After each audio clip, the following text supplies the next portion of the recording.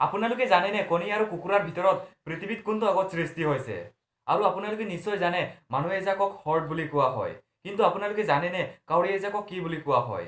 যদি নেজানে ভিডিঅ'টো শেষলৈকে চাই থাকক। এনেকুৱাই নন ষ্টপ ৰেণ্ডম ফেক্ট শুনিবৰ বাবে সাজু হওক। ফেক্ট নম্বৰ 7, আপোনালোকে নিশ্চয় বহুতো ধৰণৰ ডলফিন দেখিছে।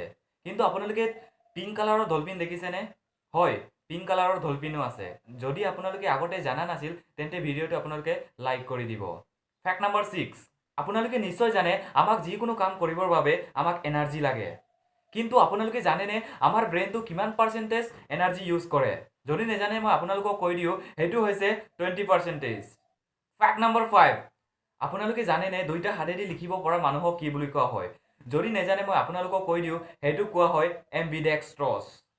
ফেক্ট নম্বৰ 4, আপোনালোকে জানেনে জাপানত স্কুৱেৰ শ্বেপৰ ৱাটাৰমেলন পোৱা যায় আৰু সেইটো ৱাটাৰমেলন ফাৰ্মাৰকেইটা জানি বুজি বনোৱা হয়।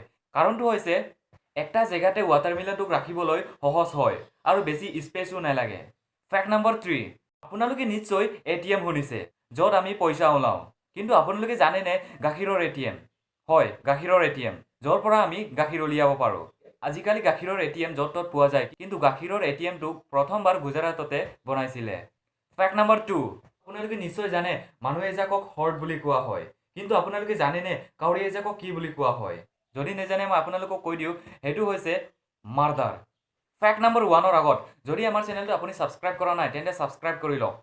আৰু ছাবস্ক্ৰাইব কৰিবলৈ আপোনালোকে একো পইচা দিব নালাগে, সেইটো একদম ফ্ৰী। ফেক্ট নম্বৰ 1, কণী আৰু কুকুৰাৰ ভিতৰত পৃথিৱীত কোনটো আগত সৃষ্টি হৈছে?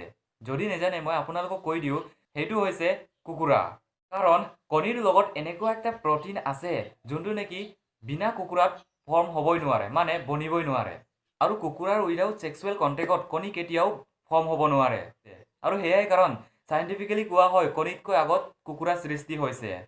ভিডিঅ'টো চাই ভাল লাগিলে যদি লাইক শ্বেয়াৰ কমেণ্ট কৰি দিব আৰু লগতে ছাবস্ক্ৰাইব কৰি